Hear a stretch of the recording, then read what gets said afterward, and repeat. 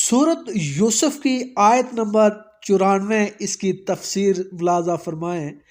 جب حضرت یوسف علیہ السلام کے بھائی حضرت یعقوب علیہ السلام سے اجازت لے کر غلہ لینے کے لیے مصر گئے، اور جب وہ غلہ لے کر مصر سے ابھی نکلے ہی تھے کہ واپس کنعان کی طرف جائیں، تو ادھر حضرت یعقوب علیہ السلام کو حضرت یوسف علیہ السلام کی خوشبو آنے لگی، اور انہوں نے اپنے ارد گرد لوگوں سے فرمایا۔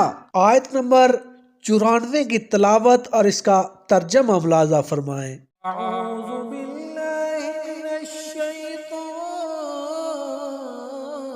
الرجیم، بسم اللہ الرحمن الرحیم۔ وَلَمَّا فَصَلَتِ الْعِيرُ قَالَ أَبُوهُمْ إِنِّي لَأَجِدُ رِيحَ يُوسُفَ لَوْلَا تُفَنِّدُونِ۔ اور جب یہ قافلہ مصر سے کنعان کی طرف روانہ ہوا تو ان کے والد نے کنعان میں آس پاس کے لوگوں سے کہا کہ اگر تم مجھے یہ نہ کہو کہ بوڑھا سٹھا گیا ہے تو مجھے یوسف کی خوشبو آ رہی ہے۔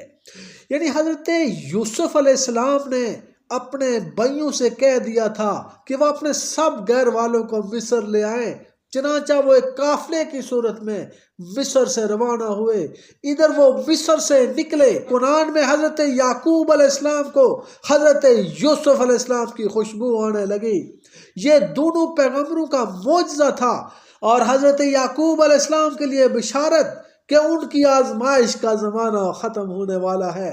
یہاں یہ بات بھی قابل توجہ ہے کہ جب حضرت یوسف علیہ السلام نے کنعان کے قریب ہی کنویں میں موجود تھے تو اس وقت حضرت یعقوب علیہ السلام کو ان کی خوشبو نہیں آئی۔